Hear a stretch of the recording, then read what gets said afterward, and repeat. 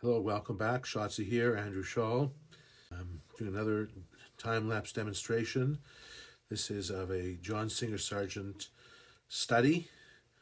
I'm not sure who the portrait is of. That's not really the purpose here. See, I'm starting with that monochromatic burnt umber on an already primed canvas. Just trying to get the basic shapes, the basic dark, basic light. How do they relate to each other? And like all my paintings, I try not to spend too much time in any one place for any length of time. I want to keep capturing the entire dynamic, the entire relationship. Getting down to his jacket and shirt and tie. And this is one of the beauties of oil paint. I could see that I was off, and so I take a paper towel and I wipe it down and start again. Doing what's called Alla Prima, wet on wet. So this oil paint stays wet for a bit, and it's very movable or wipe-offable, as you just saw. Using here a background is negative space to help carve out the figure. Now bringing some of that dark into the hair, and the brows. Just trying to get a feel for where things go.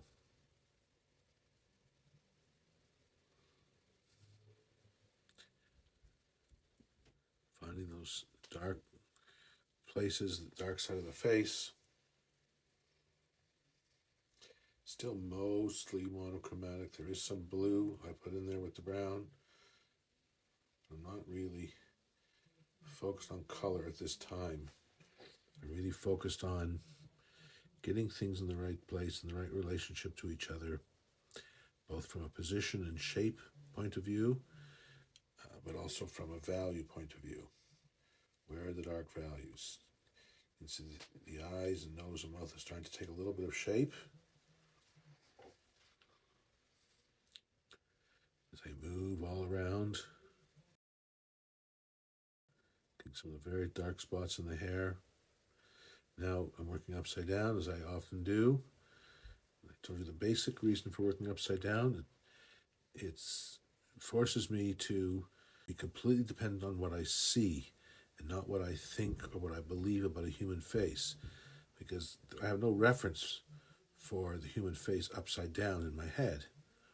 But whereas when the face is right side up, of course I do have a reference, and that's in my left brain, and it's very difficult at times not to impose what I believe. Now I've turned it back right side up, just got a little more structure there. And notice at times I'll cover over the eye, cover over the mouth. I'm still searching and guessing where things go. No commitments. Need to really know my subject.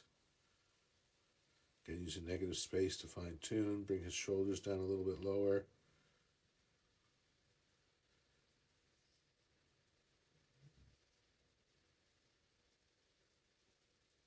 See, that negative space background is important. It really helps define the shape, but also helps make the values make more sense. And I continue to find different spaces now, bring it in a shirt. And as I often say, to treat every part of the figure, every part of the reference is important. Even if it's a tie or a mouth or a nose or some hair. From a painting perspective, I like to see them all as equal. And each requires attention. I get a little tiny bit of the white of the eyes in there. Knowing this is not my final pass. Those will probably be modified. When I fine tune them a little bit, it helps me see what I need to see to work on other areas.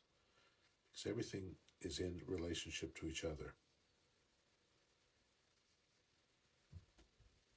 You're getting some of the significant lights, typically down the bridge of the nose and the forehead, cheekbones.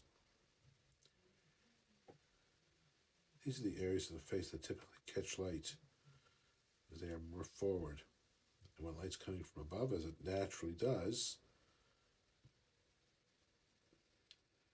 getting those bright spots tells me what's sticking out. Where is the light hitting? And by the same token, the shadows, where is the light not reaching? That's the end of this first installment. I will be back with another run at this John Singer Sargent Master Study. Thank you.